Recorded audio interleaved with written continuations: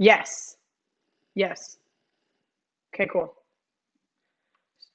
So we'll call it in like, yeah, I can do that. I have it open too. And then I have Slack open if anybody wants to yell at me. Cool. Okay, cool. All right. All right. Here we go. Start recording. I'm going to start recording and fade.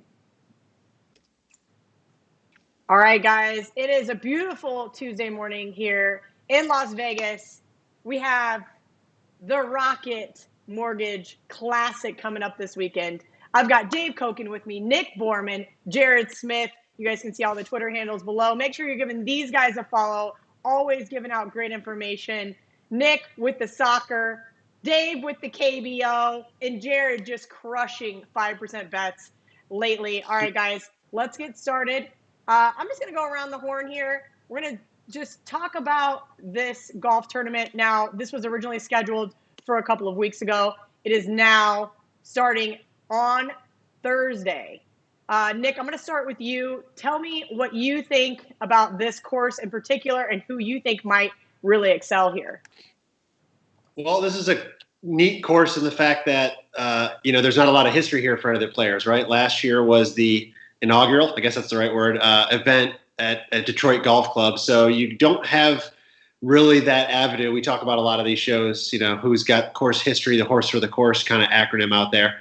And that doesn't really apply this year. Last year, Nate Lashley, who I don't even know who the guy is barely, was the winner, came out of nowhere. So it's a course that no experience kind of puts, a lot of players in there. From a betting perspective this week, it's a short field. It's definitely the weakest field we've seen so far since the restart, and that puts the top 4 or 5 names that everybody knows as really, really, really short favorites. So you're gonna have to do a lot of digging for a lot of the next guys in there to see who's going to provide you value, because they all kind of fall in that range of I normally probably wouldn't look at this guy too much, or I don't know a lot about him.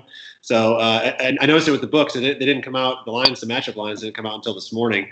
Usually the last few weeks they've been out on Monday, so a little bit late in that regard too. Perhaps that has something to do with it, but I'm looking forward to this week. It should be another fun event. Again, just a shallow field and not a lot of history here, so different angles this week I guess we'll be looking at. Dave, as Nick mentioned, so Bryson DeChambeau is the favorite. Webb Simpson, Patrick Reed, Hatton, and Matsuyama coming up in the top 5 here. I like to throw out all of these kind of guys. Jared and I were talking before I had you guys on. I don't want to bet anybody that's less than like 20-1 here to win this thing, or any golf tournament for that matter. I'm looking for, as always, the big dogs. You have 5 big dogs this week up on wagertalk.com in your golf 5-pack. But anybody that you're particularly looking at here, maybe a little bit longer shot than 20-1. Oh, yeah.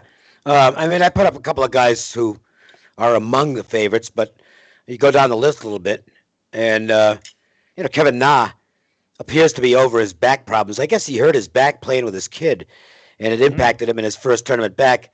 But he was sharp on Sunday, and this is a course that he could do well on.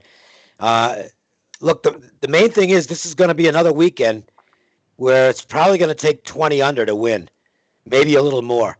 It's another course where you can fire away at the pins, and if the weather cooperates, and look for a ton of birdies. So that's one of the stats you want to look at, is guys who can make a lot of birdies. So certainly, if one of the young guns, Victor Hovland, certainly is. He can get a little scatter shot at times, but he's a guy who can go on birdie runs, and I think you have to consider guys like that here.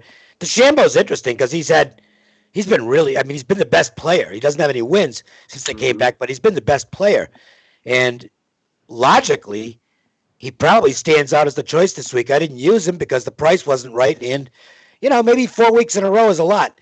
We'll have to wait and see, but he certainly looks like he's dangerous. Nate Lashley, by the way. That he sounds like he ought to be in Western movies. Nate Lashley, fastest gun of the West, or pornos.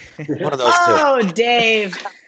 Had to go there. You can always count on Dave for the comments like that. That's what I'm here for, the Dave jokes. In all seriousness, Jared has been crushing his 5% plays. We joked last week that we got to start charging more than $2 for those on $2 Tuesday.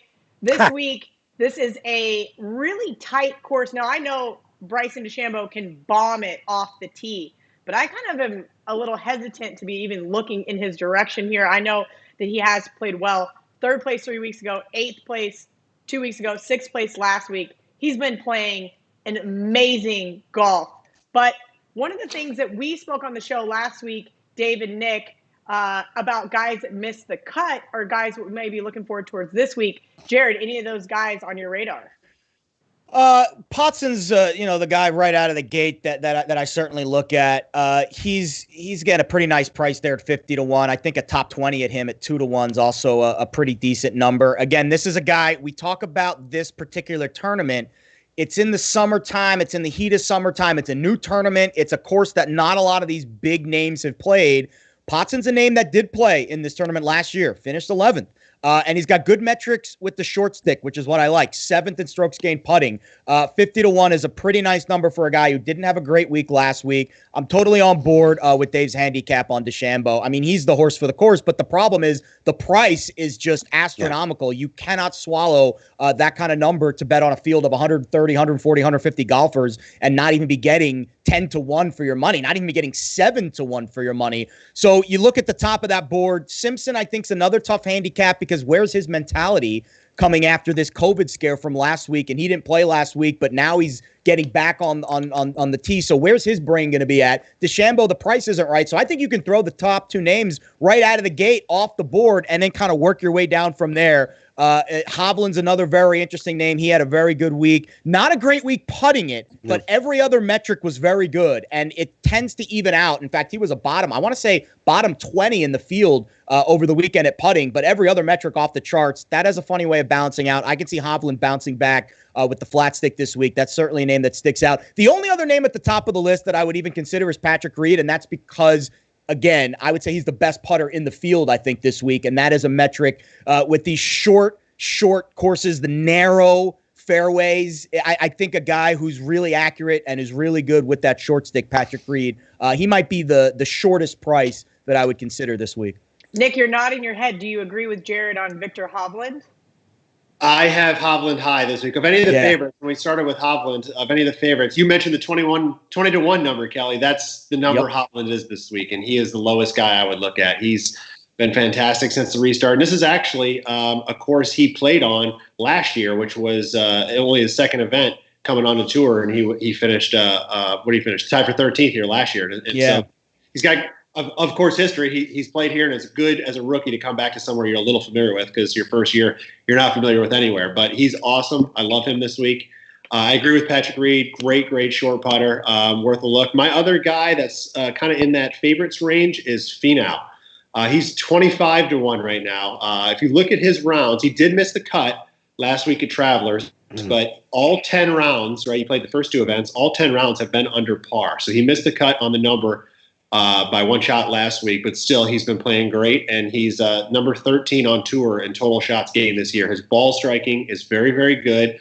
Opposite of Reed, though, his one weakness is his putting. Yep. So when he does get it rolling any particular week, that's when he's lethal. So sometimes it's hard. You got to pick or choose. You're going to go for a guy with putting and then go for a guy with ball striking and hope the other works out. But Finau's another guy I'm looking at this week. It depends on your approach, really, as to how you're betting. If you're betting matchups, I think Finau's a guy you definitely got to consider. Yeah. If you're betting outright, I mean, he's just going to have to prove to me he can play on Sunday. Yeah. It just doesn't get there. He's just one of those guys who'll tease you all the time. He's in contention, but he just can't close the show. And I just don't bet him. I don't bet him outright anymore. He's a first round. I notice him on the leaderboards a lot in those first rounds. And just to your point, he doesn't end up being there on Sunday, but that first round, he'll throw up a 600, 700, maybe worth a look on that market. I think that's the better market to play a guy like Finau because you could see him. I think he's a little more volatile because of his issues with putt. And he's one of the worst putters in the field this week, I think. So now, granted, he could turn it on at any moment, but putting has always been his issue. That's a great opposite way to play it. If you think a guy can go really low, but you don't like his finishing ability on the greens, The round one leader bets, I think, are absolute. I mean, first of all, they're really fun because it's 18 holes, you're in, you're out. But that's where you could capture some of that value where you don't think a guy can finish the job on 72, but 18 holes he could really get hot. And I think Finau stands out to me in that market. So this is where Jared and I were talking before the show, and I said, sometimes Vegas doesn't have all these great offerings. Every once in a while we can catch some good ones, but the first rounds, the top 20, things like that just really aren't available, so you have to really shop around. I'm using the Caesars odds because we're here in Vegas. Tony Finau is matched up in full tournament matchups against Sung J M. He is plus 105. Your thoughts, any one of you guys, on maybe taking the plus money with him there? Im is, I thought Im would play better last week than he did. I mean, he made the cut, but he didn't have much of a tournament. He's just not real sharp right now because he missed the cut the prior week. He didn't really get the bounce back I thought he'd get. I think I'd lean Finau, but that's not one that really has my interest because Im is capable of getting really hot and actually winning the tournament. I mean, he's good enough. Im's a tough handicap because I think he had didn't he have like back-to-back wins or like back-to-back like top fives? But he's also 22-year-old kid. He's from Korea. His whole family is in his traveling party. And you have to imagine his routine has been thrown off immensely by the pandemic and kind of how he goes about his business. I would imagine because he has his whole family with him traveling and his entire party that the routine is so important for him. And I think that probably has been shaken a little bit over the last few weeks. He hasn't played as well as I think he should have played. Missed the cut at River Highlands, at Harbor Town. Top 10 at Charles Schwab at Colonial, but not a great third round on Saturday. 71 at the Travelers, and then kind of a pedestrian 68 on Sunday. Barely inside the top 60. I think until I see something more from him, a little more consistency, I think he's either a fade or just a leave off your card because I agree with Dave. The talent's there. I actually had him on my card last week and he really disappointed. I think it's a little bit of a mental thing with him. I don't think it's physicality. I think he's just a little out of his routine. And for a guy in his situation with a weird family coming over and he's kind of all in this little bubble, I think that might have affected him a little bit. All right. So one of the guys that's on this list that I just was shocked to see him this high, Rickie Fowler. He missed the cut 3 weeks ago. He missed the cut 2 weeks ago. He didn't play last week. He placed 46th here in 2019, yet he's in the top 10 as far as odds go. What am I missing here with Rickie Fowler? This is a question for whoever wants to answer it. You're not missing anything. I mean, Rickie Fowler is always going to get action. He's one of the most popular players on the tour, and obviously he's capable of playing really well. He just isn't playing well right now. And, if he gets it together off the tee, he could be dangerous. But he's just been scattering. He's not a big hitter, and he's got to be accurate. And he just hasn't been accurate so far. He's kind of the unofficial host for this because he's the main spokesperson for Rocket Mortgage. I think that normally is a bit of a distraction. I'm not sure it'll be as much of a distraction this week because there's no crowd there. But I always respect Fowler's ability. But he's not playing. He hasn't been playing his best golf coming out of the layoff, and until he does, he's overvalued because he always gets money. There's a guy I want to mention. I do want to throw this out there because the hot sexy pick this week is Doc Redmond. Yeah, he played well here last week. He played well last week. He played well here last year. I didn't put him on my card. I don't like being on that guy, and he is that guy this week. Like, what do you mean the sexy pick? Like the public sexy pick? Like it's like 200 to 1 from 50 to 1 now from 200 to 1. So wow. that's So what we call the public dog money there. Well, it's kind of it's the follow the sharp money because there was some sharp money, but now everybody's jumped on it. Doc Redmond's the guy. There's a guy like that every week. I'm trying to think of who it was last week. Oh, it was Brian Harmon, and I knew. When I kept seeing Brian Harmon's name out there, and he was on my card. It's like, I got no shot here. Yeah. And sure enough, he missed the cut. And I think it could be Redmond this week. I think I got a feeling he's going to burn a lot of money. The one thing about Redmond that's positive, he did shoot 63 on Sunday. So at least he's coming in with momentum. But I agree with Dave. I think if you're going to bet Redmond, I'd rather bet him in a matchup. I don't think he's worth the price at 50 to 1. If he was 100 to 1, I would Nick, do you think he's worth a top 20 play? He's plus 225 right now for a top 20. I I don't know. I think the novelty is worn off on him. I think the value is gone on him. I mean, to jump as much as he did week to week to week, we missed our chance, unfortunately. At 225, I'm not big on him this week. I thought he was definitely one we wanted to discuss just because of the biggest move on the board is on his side, but I think we missed him. So I'm not to tie a bow on Fowler too. He wore the mic at Colonial, and I thought that. I mean, we talked about it that first week. We thought he was the type of personality that could handle that. Missed the cut, and I don't know if that's a lingering thing, but he hasn't played well since. And now he's going to be in the spotlight again. And I know he likes that spotlight. He wears the flashy orange, and he likes to kind of be the guy. But I don't know if he's mentally focused on what he needs to be focused on. I thought he was going to play well with the microphone at Colonial. He did not. So I think Fowler is another good fade for this week, just because I want to see him focus on golf and not the other aesthetics involved with playing. So I'm looking at Nick's notes here, and this is another guy that I also had circled. Bubba Watson, 3 weeks ago, finished 7th. 2 weeks ago, finished 52nd. Missed the cut. He also missed the cut here in 2019. Is Bubba just trending in the wrong direction? I mean, I'm looking at him, and he's, at least from an odd standpoint, he's placed in the top 20 here from bookmakers. But I just don't think Bubba's got it together right now. You know, and this is just an opinion. I could be dead wrong on it, but Bubba's one of the 4 players who's going to be in this charity event tomorrow on Wednesday. It's going to be a lot of fun. I mean, it's just going to be a loose. I don't even know what the format is. There's 4 players, and I'm forgetting who the other 3 are. But Bubba's among them. I think Fowler might be one of them. I'm not sure I like that. It could be a distraction. You're going to have other players that are out there practicing seriously in terms of what they, shots that they want to work on. Whereas Bubba's going to be playing just a round of golf with the cameras on, and it's for a great cause. I'm glad he's doing it. It's going to be on TV. I'm definitely going to watch. But I think it could be something that works against him come Thursday and Friday.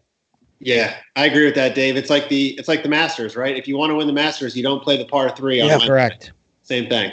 Yep, agreed. Yeah, Watson's a fade for me this week. The putting metrics are okay, but he has not been driving it well. He kind of it's kind of Rickie Fowler-ish. Like, I think he's been playing a lot like Fowler. I expected bigger things from Bubba last week at River Highlands. Of course, I think he won 3 times there. Yeah. And he just totally missed the cut, didn't even really compete. Only missed the cut by a stroke, so it wasn't like he was that far off. But considering all the low scores we saw at Travelers over the weekend, I was certainly expecting more from a guy like Bubba, who really does like playing that course. Yep. I would certainly agree. I would leave him off my card this week. But listen, he's a guy that can just get hot.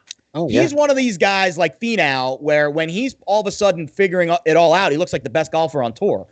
So you always have to kind of keep that in mind. Maybe he's a good sprinkle for a first-round matchup, and if he gets hot, great. You might take a little early there, but I would not be playing him for the full 4 rounds. All right, Nick, you have a couple of mid-range guys here. We already touched on Doc Redmond, but I'm curious what your thoughts are on Kevin Na, currently 40-1 or plus 175 for a top 20 finish. You kind of got me on these top 20s. I got to find a better out so that I can actually bet a significant amount on these, because you've been doing really well on these top 20 finishes. I know that East Coast books, Kel. We got you, Kelly. All the East Coast books. We all got the. I just seen a runner out there named Jerry Smith. Just I wonder if you know anyone who lives in the New York City area who can help you out. I don't know, maybe. I got to get better on it. I've just been kind of hanging tight. Empire State Building behind me here. I know. College football and NFL is such my bread and butter that I've learned to take June and July off of betting. So now it's a very interesting thing here, because the last thing I want to do is use up all of my ammo for college football season that might not even happen. Betting golf futures and long shots here, because that is a priority of mine. Okay, so Kelly, you're not betting my KBO? I am. You know what, Dave? I did bet. You and Dennis holding it down with the KBO picks. I have been betting. I don't mean to cherry pick, and I shouldn't. Sometimes I get your email and I get sidetracked. But yesterday I got your email and bet it right away. So congratulations. Another one of those unders. Really quick, I better plug that for Dave. Dave, $2 Tuesday with Dave. It's a KBO play for tomorrow. Jared, are you $2 Tuesday again? Yeah, $2 Tuesday. I got another leaderboard bet for you this week. We've hit 2 of those in a row. We've hit 3 5%ers in a row. We gave out 1 5%er for every tournament so far, and we're 3-0. So we'll try to keep the train rolling this week. at Detroit, the Detroit Golf Club. A little Michigander's dream. We'll have to get Johnny Detroit to give us his handicap, considering it's his namesake course, right? Yeah, he's not going to be anywhere near that. Okay, Nick, what do you? I don't want to jinx myself, but 11-1-1 is the current KBO run, so it's pretty good. By the way, are they going to? I want to hear Motown piped in while the players are.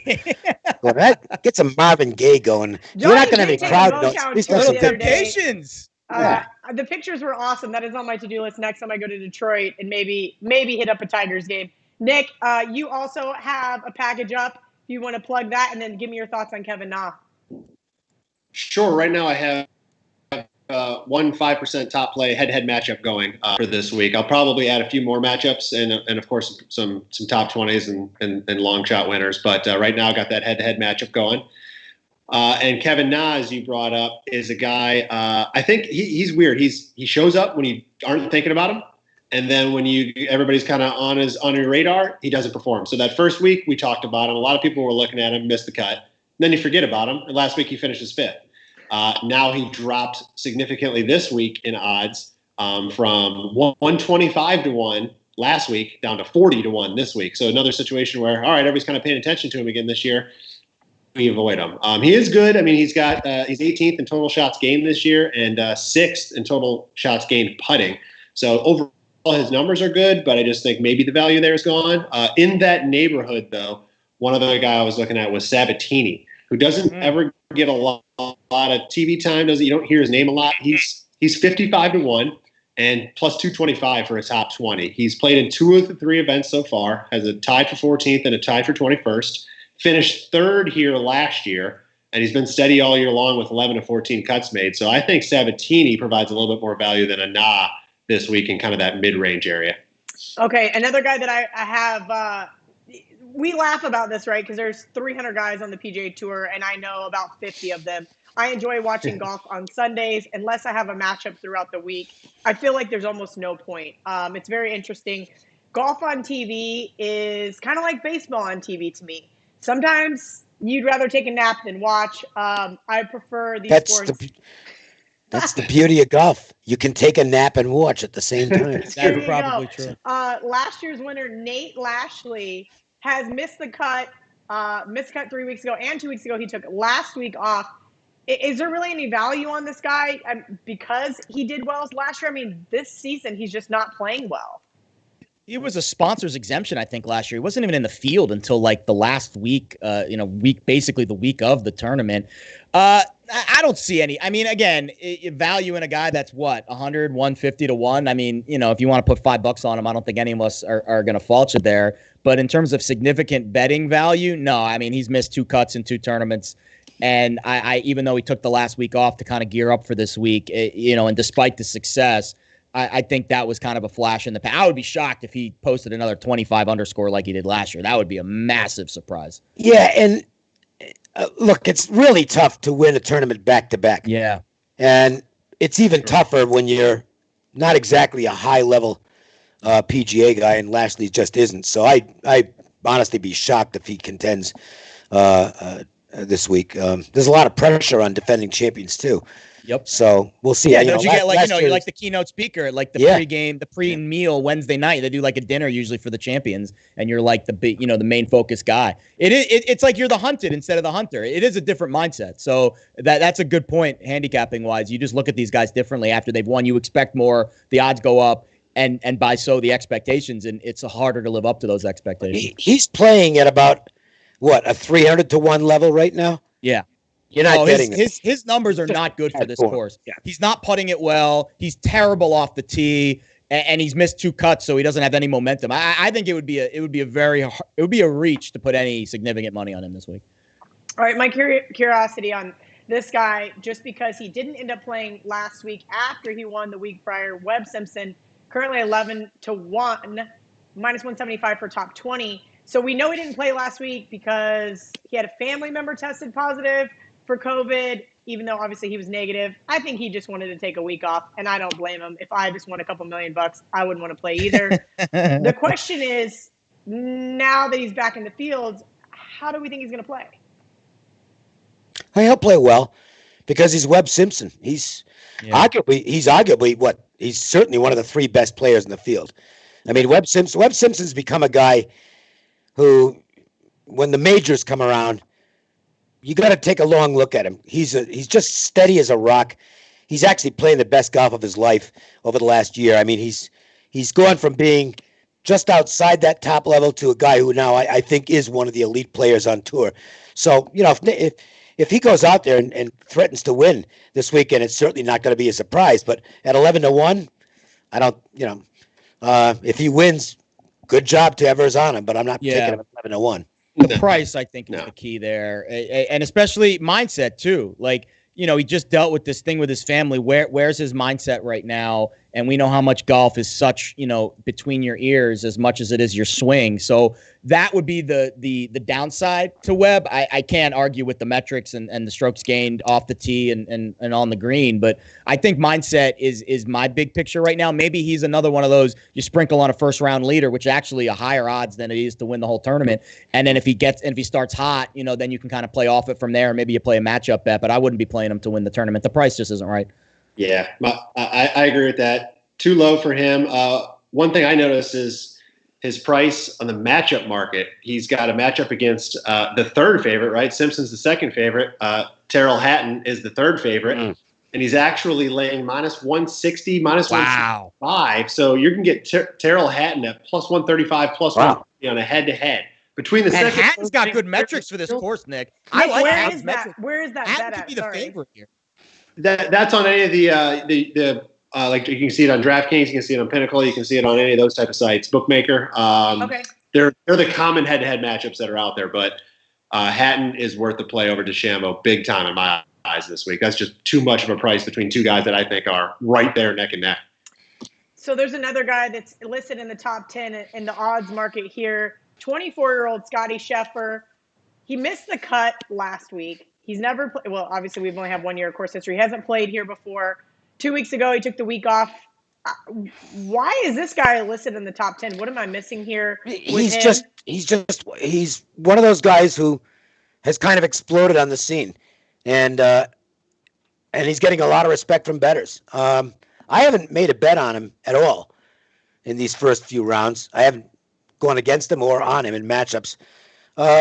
He looks like he's capable, but I think he's actually cooled off a bit from where his form was coming out of the break, because he had played some during the break. He had played in whatever those satellite tournaments were, and it ended the regular tour pretty well. So I could see all the support for him when things started happening again. But I think he's kind of leveling back down a little bit right now. I would not.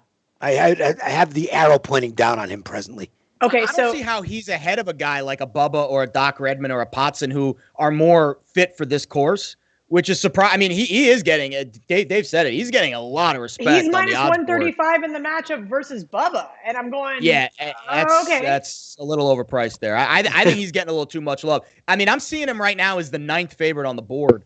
And you're telling me that a guy like Snedeker, Potson, who has a ton of experience at Detroit, he's played Detroit, even Finau, who is one of the best ball strikers in the field, how is he not behind those guys? Even a Kevin Na, who, as we've talked about, can get hot at any moment, and Bubba, as you mentioned. I don't understand how he's ahead of those guys on the odds board. Again, that's a great golfer, but the price just isn't right, and that's half the battle here, is trying to gauge where you feel these guys are and then gauge it against where the rest of the board is. And if the price is kind of out of whack, and as a bettor, especially as a value bettor, you just can't touch it.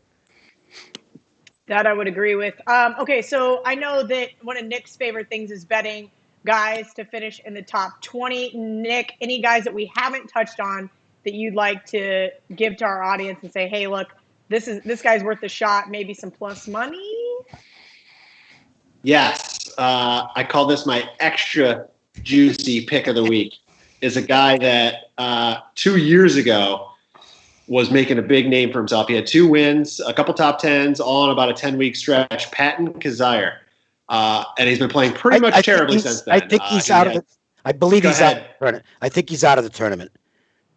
Is he really? Oh, he is? I didn't see that yet. Yeah, I believe I saw this morning on the ticker that he is plus 800 for the top. I know. I still see him on the board, Dave. Okay, I might have read it. I thought I hope he is, because I really like that handicap. Nick's spot on. He came out of nowhere. He went cut the first two events, tied for sixth last week. And he actually sits number 24 on tour this year in strokes gained putting. Yeah. So believe it or not, when he can put that solid ball striking week together, he is a lights out putter, and he's shown it in years past. So maybe it's a resurgence. Plus 800, Kelly, for a top 20, which is a really, really long shot. He's 200 to 1 to win. So that's probably not going to happen. But I think maybe plus 800 for a top 20 is worth a sprinkle. Okay, I like that. Hopefully he's still on the list. I do not. Yeah, I guess he's still. I guess he's still playing. I got the wrong guy. Sorry about that. You scared me there, Dave, because that's one of my. I mean, when Nick sent around the notes last night, and I hadn't looked at Patton at all, and then when I saw the metrics, especially with the flat stick, I was like, oh yeah, I mean he's got the tools to win it. A long shot I like, Maverick McNeely. Top 20, you can get him at almost 3.5 to 1, which is a really good price. Again, this is another one of those young kids with good putting metrics. It didn't play last week. It kind of geared up for it. Hopefully, he kind of got the rest that he needed. The one thing that scares me about him is that he's not great with his iron play. So he needs to be better on his approach shots. But he has the putting metrics, and he's top 50 in good drive percentage to get in the top 20. And at plus 335, I think that's a good price. So it's not quite 8 to 1. But that's a long shot in the top 20. I could see, sneaking in there. I guess if I'm looking for a top 20 that I didn't use, I'll throw Wyndham Clark out there. I mean, the guy's got a ton of talent. He hasn't been real sharp, but let's just say he's better than his odds. Okay, he's capable of exploding. He's one of the young guns, and I like his talent level. And if he can hit it straight off the tee, he could be dangerous. All right, I like it. This is definitely one of those courses where I think off the tee is probably going to be the most important thing, just because the long, narrow fairways, and that is where some of these guys do scare me. Dave, we talked about 2 weeks ago how that course, no one really got in any trouble. Last week, we saw kind of the same. With no fans being there, it really cuts the pressure on some of these guys. And as I mentioned, I had a matchup, Ooze versus Day, and I ended up pushing, and I was just shocked. Jason Day ended up getting to play by himself, even though he had a COVID scare. I was really hoping he just said, you know what, I'm gonna quit. Didn't get that lucky. But speaking of Jason Day, I haven't been that impressed with him. He missed a cut 3 weeks ago, missed a cut 2 weeks ago, finished 46. That's one of the guys that I haven't heard anybody really say much about. Your guys' thoughts on Jason Day this week? I think he's also playing in that thing tomorrow. With Varner and I can't remember who the fourth guy is. By the way, the guy who was I don't know. Harris English is the guy who had to pull out of the tournament this week. Not because I don't. It's easy to confuse them because obviously Harris English and Patrick Gazai are almost identical names.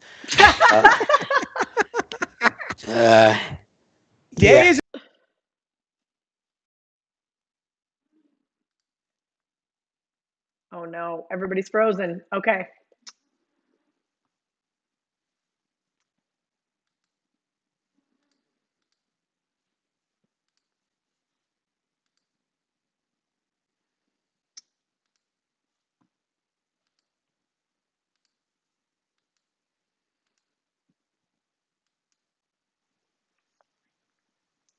They're back to back. So he'll have a good week, and then he'll miss the cut the next week.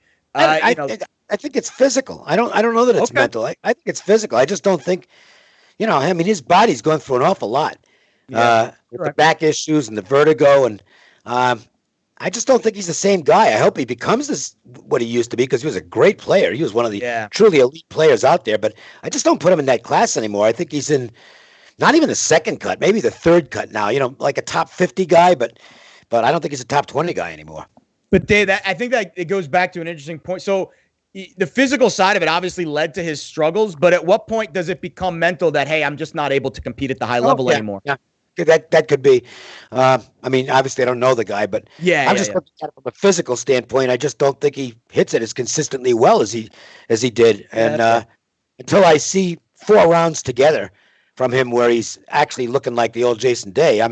He's not going to be on my ticket at any time. He's a guy, if the price is right, I'm going to look to bet against in matchups. I think that's what I'm going to be doing again this week, Dave. Again, it didn't work out last week. It sure looked good for about 3.5 days after that. I had a little scare on Sunday, so it made golf really interesting to watch because I thought for sure I was going to lose that matchup. I'll take the push and probably bet against Jason Day once again this week. We'll see. As you mentioned, he just hasn't really impressed me for quite a while at this point in time. So going to look to avoid him and possibly play against him if I can find some good matchups there. Dave, sticking with you. I want to mention one guy because we haven't talked about him at all. And, he's always a threat, but he hasn't won in a while now. Still gets respect. What do we do with Hideki Matsuyama? I mean, at some point, this guy's gonna become Hideki Matsuyama again, and he's a great player. But he hasn't I like won him in the matchup this week over Fowler, actually. I saw him laying about 25 cents over Fowler. I actually like him in that matchup bet. If you can find – again, and we were talking about this pre-show. Certain books give you different matchups. Like I'm looking on the East Coast books, and I'm seeing Matsuyama against Fowler. And then I'm looking at the Caesars book, and you can't find that matchup. So it's interesting who they pair these guys against. But I think that's an interesting matchup bet this week, Matsuyama over Fowler. Only 25 cents to lay there. I think Jared, basically what I've learned, and Dave or Nick can comment on this, is that a lot of sports books just copy paste, and then move their odds accordingly. The books that actually do their own, you're going to see those kind of obscure matchups because they're the ones that set them up. I know Westgate does their own golf odds. Jeff Sherman absolutely is a monster when it comes to that, if you guys aren't following him. But yeah, I wouldn't be surprised if everybody else is just kind of a carbon copy of one another and then moves their numbers based off of that. So definitely always shop around when looking for those. I got to get me a DraftKings account. Yes. DraftKings offers a lot of golf. I think you're good. Ways. What was that, Nick? I said DraftKings is good. It offers a ton of different ways to bet golf. You can go top 30, top 40, top 20, leaders after round one, matchups, props, miss cuts, hole-in-ones, best Aussie, best whatever. It's a ton of options. The East Coast books have gotten very creative. And not to take anything away from what Vegas does because obviously it's the GOAT. But the East Coast books, I think, has taken what the product is that you guys started out there in Vegas and they've turned it into almost like a casino for its own, almost like a slot machine. Like there's so many different ways to play it. You can play the diagonal, the cross, and that type of advanced level content gives the gambler another way to spend their money. And it's very popular. The props, I think, out East have really accelerated. Yeah. And I think that market has really become a very intriguing market. And there's a ton of ways to play these golf matchups. I mean, you can go 3-way, 2-way, as you said, the top Aussie, the top American. There's a million different ways to play it.